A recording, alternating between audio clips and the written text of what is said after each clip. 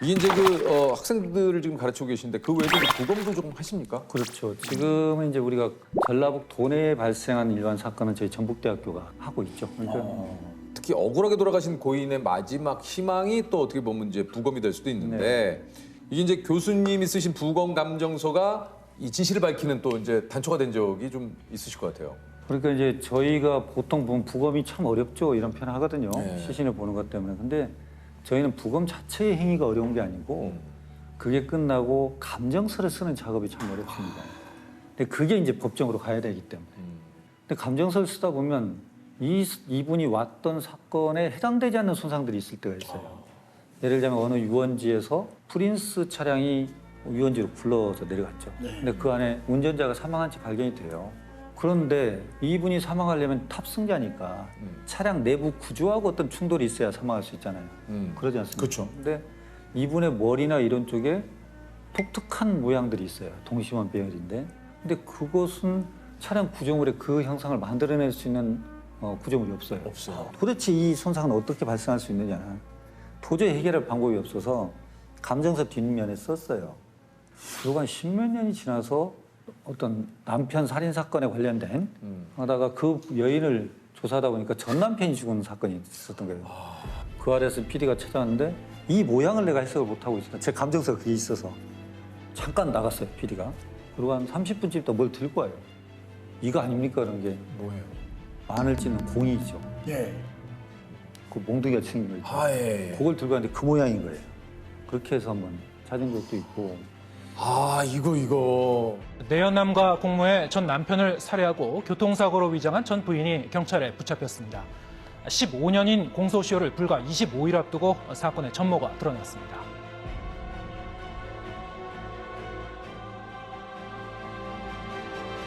아니 그 좀 교수님도 직업병이 뭐 아까는 뭐 이런 거 얘기했지만 뉴스가 어디선 사건이 났다는 소리 귀신같이 잘 들으신다고. 직업병 제가 좀 약간 난청이 있거든요. 그래서 집사람이 부르면 잘 안 들려요. 저도 그래요. 그러시죠. 근데 저희도 이상하게 사고, 살인, 사망 이런 단어에 굉장히 익숙해요. 예민하시고. 그러니까 어딜 가다가 뉴스에 그게 좀 그냥 반사적으로 보고 제가 용산역을 자주 이용하거든요. 근데 용산역 그 모니터에는 소리가 나오지 않아요. 맞아요. 근데 어디서 사망 소리가 들리는 거예요. 그러고 보니까 뉴스가 그렇게 나와요. 희한하게. 그런 일도 있어요. 어느 날 느낌으로 갑작스럽게 오는 일들이 있어요. 뭐냐면 그 지리산 일주도로가 있거든요. 옛날 90년대 때 누군가가 잠깐 소변이 물어서 이제 차를 받쳐놓고 소변을 보는데 저 밑에 유기된 시신이 하고 있었던 거예요. 그래서 이제 그게 이제 저희한테 부검을 오게 됐죠. 도대체 이 사람이 어디에 있었냐? 누굴까?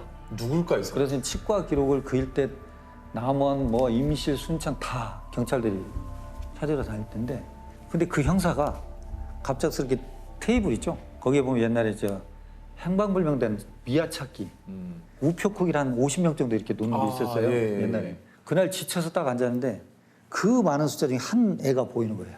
갑작스럽게. 88 올림픽 때 찍었던 이 태극기 이거 하는 그 사진이 눈에 띈 거예요. 근데 우리가 실종자를 찾으려면 맨 마지막에 찍었던 사진을 제출해줘야 돼요. 가장 가까운 시간. 가장 예, 마지막에 찍었던. 그 나이를 보니까 24살 되는데 8살 때 사진이 제출된 것이 보이는 거예요. 그 사진이. 자기는 이 애 같은 거야. 그래 올라오고. 직감적으로요? 네, 그래 올라와요. 그 엄마를 만나고 아버지는 별거중. 아버지가 이 애를 데리고 있는 걸로 돼 있었는데 아버지가 이제 실종신고를 내고 아버지가. 예. 그럼 왜 사진을 그걸 냈느냐? 대답을 않고 말을 안 해요. 그래서 엄마가 협조해줘서 유전자 분석을 하니까 그 친구가 맞아요. 이렇게. 그러니까 어떤 때는 대신 빙의하듯이 이렇게 얘기하는 것도 있고. 아니 그럼 그분은 어떻게 되신 거예요? 실종되시고 어디 다른 데 수용되시다가 아버지에 의해서 이루어진 사건이에요. 그게.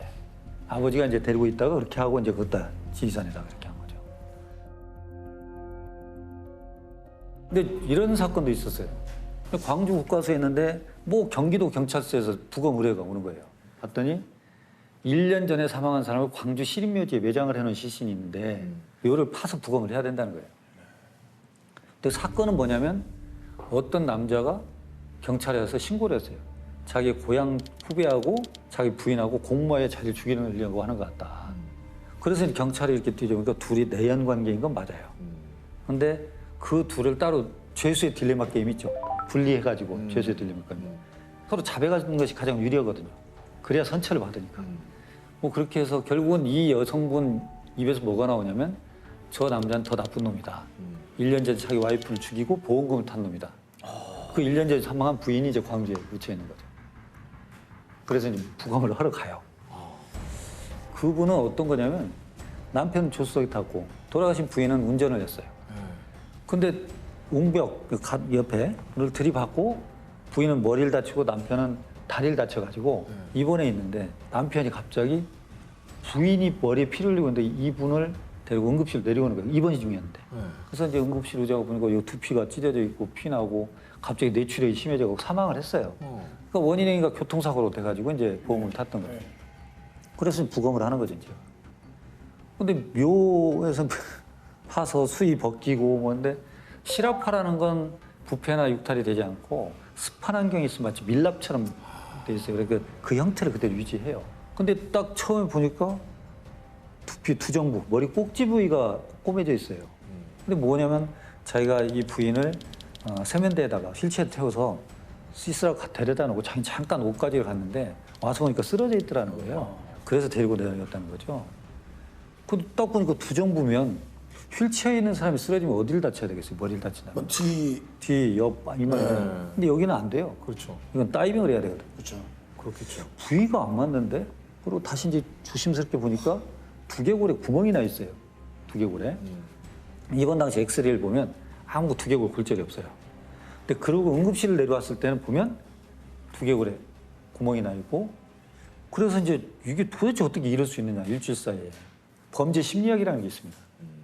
경험하지 못한 거짓말은 못해요. 그 얘기는 뭐냐면 우리가 외계인을 만난 적이 없잖아요. 그러니까 외계인을 만들어내려면 어떻게 하냐면 인간을 괴상망측하게 틀어야 돼. 눈은 한 100개 있더라도 입이 바늘구멍만 해도 입은 있어야 될 것 같고 이걸 틀지 전혀 안 만나본 걸 만들어낼 수는 없어요. 그렇죠? 근데 거기 조서를 이렇게 읽어보면 내가 부인을 데려다가 세면대한테 데려다 놓고 가서 화장 가서 수건을 가지고 내렸는데 쿵 하는 소리와 함께 여보 살려줘 소리가 들려서 가서 보니 부인이 쓰러져 있더라. 그게 범죄 심리학으로 안 맞아요. 왜 안 맞죠? 왜냐하면 쿵 하고 쓰러졌을 때 어떤 상태가 돼요, 뇌가. 그 정도면 사실 얘기를 한다는 게 말이 안 맞죠.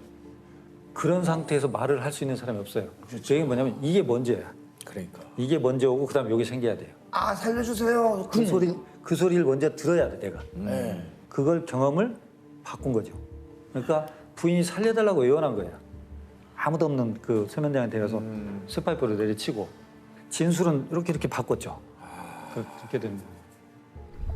그리고 교수님께서 그 해결하신 그 사건 중에 하나가 2014년 질식사로 묻힐 뻔한 윤일병 사망 사건을 예, 요거를 부검을 통해서 뭔가 좀 밝혀내신 게 있다고 그래요.